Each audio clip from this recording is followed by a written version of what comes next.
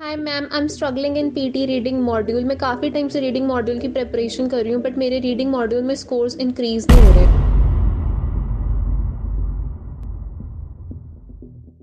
मैंने recently PT का exam दिया है, रीडिंग मॉड्यूल में बहुत कम स्कोर आया है। मुझे समझ ही नहीं आ रहा कि गलती कहाँ हुई है। I recently taken PTE exam, reading में लो स्कोर आया है। मैंने काफ़ी प्रैक्टिस की थी, स्टिल डिज़ायर्ड स्कोर नहीं आया। मुझे क्वेश्चंस के आंसर भी याद हैं, पता नहीं क्यों स्कोर नहीं आया।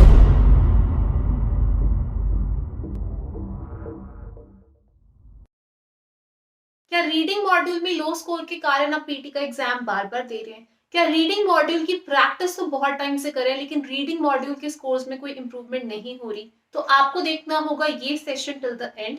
Hello everybody, I am Aditi from PTE universe. अक्सर स्टूडेंट्स का मुझसे एक क्वेश्चन होता है कि मैम रीडिंग मॉड्यूल की बहुत प्रैक्टिस करें लेकिन स्कोर्स इंप्रूव नहीं हो रहे।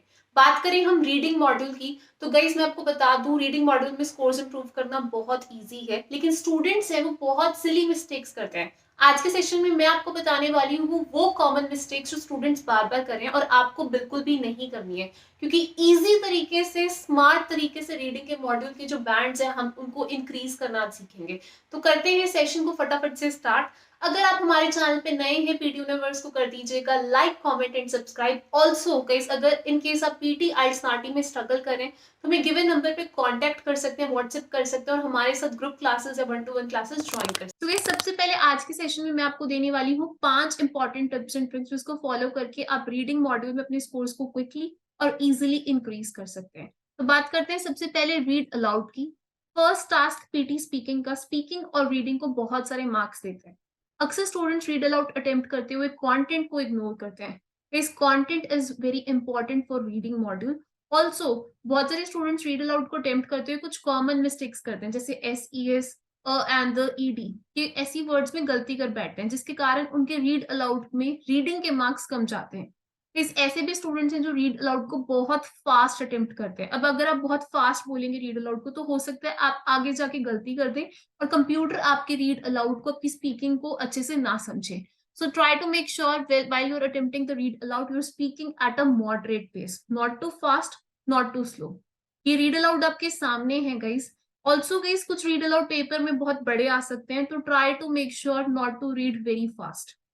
Parents need to take control of the television viewing of preschoolers and children of early school age. A workable technique is to make a simple but firm weekly plan as to what programs will be permitted and how much time overall may be spent in viewing. Any child's weekly schedule normally involves a certain amount of time for school, naps, outdoor play, and indoor play. There should not, therefore, be great amounts of unfilled time when the child gravitates towards the TV set. So not too fast, not too slow. इस बात करेंगे second important tip की, time management. अगर मैं बात करूं reading module की, तो ऑलरेडी जो रीडिंग मॉड्यूल है उसका एक प्रॉपर डिफाइंड टाइम है जिसमें आपको बहुत सारे क्वेश्चंस अटेम्प्ट करने हैं। काफी सारे स्टूडेंट जो है एक क्वेश्चन पे बहुत ज्यादा टाइम स्पेंड करते हैं जिसके कारण वो बाकी जो टास्क हैं उनके लिए उनके पास टाइम नहीं रहता। सो मेक श्योर करें जब आप रीडिंग मॉड्यूल को अटेम्प्ट कर रहे हैं तो रीडिंग राइटिंग फिलअप्स जो है आप उस पर 2 से 2.5 मिनट से ज्यादा ना यूज करें। Reading fill in the blanks है अगेन 2 मिनट्स पर क्वेश्चन। रीऑर्डर्स 2 मिनट्स पर क्वेश्चन। लेकिन जो मल्टीपल चॉइस क्वेश्चन है, multiple choice choose single answer, multiple choice choose multiple answer, अगर आपको लग रहा है कि क्वेश्चन बहुत हार्ड है, you don't know the answer, सब क्विकली किसी भी आंसर को मार्क करें। अब मैं आपको रीडिंग राइटिंग फिलअप्स की अगर बात करूं, बहुत सारे स्टूडेंट्स को reading and writing fill in the blanks की टिप्स एंड ट्रिक्स नहीं पता, जिसके कारण वो एक एक ऑप्शन को अप्लाई करने की कोशिश करते हैं एंड वो 2 से ज्यादा मिनट में ही क्वेश्चन को सॉल्व कर पाते हैं। अगर आप बहुत ज्यादा टाइम एक क्वेश्चन पे स्पेंड करेंगे तो आप रीडिंग मॉड्यूल को ड्यू ड्यूरेशन में सॉल्व नहीं कर पाएंगे। मैं आपको बता देती हूँ कि अगर आपको reading and writing fill in the blanks पे अपनी स्पीड और एक्यूरेसी डेवलप करनी है तो आपको parts of speech grammar collocation को सीखना होगा। Like before effective anaesthetic surgery was very crude and very painful. Before 1800 alcohol and opium had dash success in ease pain during operation. Of course much या little हो सकता है success या great success.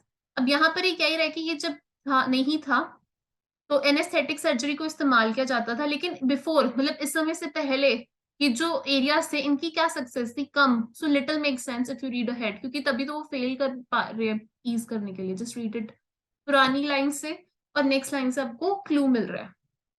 Laughing gas was used in 1844 in dentistry but failed to ease all the pain and patients dash conscious. Patient की colocation है remained conscious, मतलब वो conscious फिर भी रहते ही थे।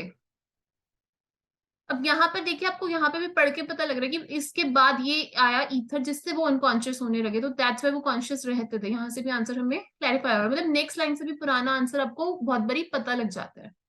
It was highly inflammable and dash in heavy glass bottles.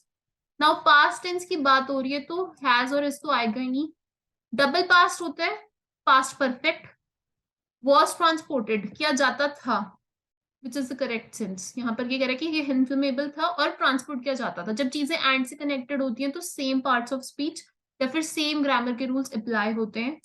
सो इस तरीके से आपको रूल्स आने चाहिए गाइस, ताकि आप क्वेश्चंस को ड्यू ड्यूरेशन में सॉल्व कर सकें। अगर आप एक क्वेश्चन पे बहुत ज्यादा टाइम स्पेंड करेंगे तो आप पेपर को पूरा नहीं कर पाएंगे। ऑल्सो अगर आपको टिप्स एंड ट्रिक्स क्लियर नहीं है तो आप रीडिंग राइटिंग फिलिप्स को लेस देन 2 मिनट्स या 2 मिनट्स में सॉल्व नहीं कर पाएंगे। So make sure quite clear with reading writing fill in the blanks tips and tricks. Third important चीज, बहुत सारे स्टूडेंट्स है वो फोकस कर रहे हैं अनइम्पॉर्टेंट टास्क में। अब जो रीडिंग मॉड्यूल का जो मार्क्स डिस्ट्रीब्यूशन है वो समझना बेहद इंपॉर्टेंट है। जो रीडिंग मॉड्यूल का मार्क्स डिस्ट्रीब्यूशन है वो ये कहता है कि इसमें कुछ क्वेश्चन टाइप्स बहुत ज्यादा इंपॉर्टेंट है। मैं आपको स्क्रीन पे दिखा रही हूँ। Read aloud, summarise written text, highlight incorrect word, reading blanks, reading writing blanks and reorder paragraphs. लेकिन कुछ क्वेश्चन टाइप्स हैं जो कि अनइम्पॉर्टेंट है। जो अनइम्पॉर्टेंट क्वेश्चन टाइप्स हैं इनको आपको प्रैक्टिस करने की भी जरूरत नहीं है। So do stop focusing on them. इसमें टाइम वेस्ट करने की बिल्कुल भी जरूरत नहीं है। आपको खाली 6 क्वेश्चन टाइप्स पे फोकस करना है। अगर आपका टारगेट 6 ईच है तो प्री ऑर्डर पे भी फोकस ना करें, खाली आप 5 क्वेश्चन टाइप्स पे भी फोकस करेंगे, दैट्स फाइन। लेकिन जो फर्स्ट 3 क्वेश्चन टाइप्स हैं इसमें आपको अपनी एक्यूरेसी बढ़ानी होगी। Try to aim 100% accuracy in these 3 question types. इसमें गलती ना हो क्योंकि ये इजी क्वेश्चन टाइप्स हैं। नेक्स्ट गाइस बात करें गाइस, एक चीज मैं आपको बता दूं, ऐसे बहुत सारे स्टूडेंट्स हैं जिन्होंने बहुत सारी प्रिंट आउट्स निकाली हैं क्वेश्चन टाइप्स की। बहुत सारी वेबसाइट्स हैं उन्होंने काफी सारे क्वेश्चंस को रट लिया है। उनको लगता है कि वहीं से क्वेश्चन रिपीट होंगे, लेकिन जब पेपर में कुछ वो रिपीटेड नहीं देखते या नए क्वेश्चन देखते हैं तो वो घबरा जाते हैं, जिसके कारण वो अंडर परफॉर्म करते हैं। तो ट्राई टू मेक श्योर आप रिपीटेड मटेरियल पे बहुत ज्यादा फोकस नहीं करें। बात करें पीटी की, तो पीटी का जो क्वेश्चन बेस है वो बहुत ज्यादा बड़ा हो चुका है। पीटी अब पहले वाला पीटी नहीं है। ऐसा नहीं है कि अगर आप 500 क्वेश्चन रट के जाएंगे उस 500 में से ही पेपर आएगा। बहुत सारे क्वेश्चंस पेपर में हमेशा नए एड ऑन होते रहते हैं पीटी के डेटाबेस में। तो जरूरी है कि अपने जो कॉन्सेप्ट्स हैं उनको 110% क्लियर रखा जाए, ताकि चाहे क्वेश्चन रिपीटेड हो नहीं हो, आपको क्वेश्चन की ट्रिक आनी चाहिए एंड तभी आप क्वेश्चन को सॉल्व कर पाएंगे, पीटी को क्लियर कर पाएंगे। So don't rely a lot on repeated materials.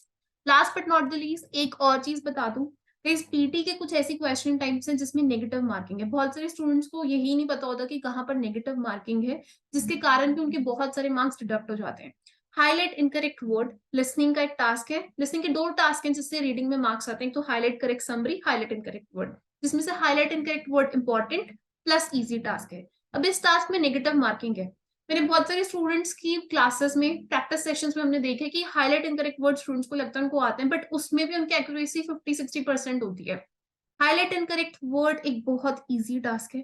Try to aim 100% accuracy in this task, at least 90 to 100% accuracy, क्योंकि इजी क्वेश्चन टाइप्स में गलती नहीं होनी चाहिए, तभी आप अपने डिजायर्ड पॉइंट स्कोर को जो है क्विकली और इजीली जो है वो हासिल कर पाएंगे। ऑल्सो गाइस मैं आपको एक चीज और बता दूं, multiple choice multiple answer reading में भी नेगेटिव मार्किंग है। So in case if you are not sure of 2 answers, just mark 1 answer, एक ही आंसर को मार्क कीजिए, दोनों मार्क करने की बिल्कुल भी जरूरत नहीं है। Last but not the least guys, मैं एक छोटा सा प्रैक्टिस प्लान आपको देना चाहूंगी जिससे आपको पता लगे क्या प्रैक्टिस करना है, कितना प्रैक्टिस करना है, क्योंकि बहुत सारे स्टूडेंट्स हैं बहुत ज्यादा प्रैक्टिस कर रहे हैं और इतनी ज्यादा प्रैक्टिस कर रहे हैं जिसकी कोई भी रिक्वायरमेंट नहीं है।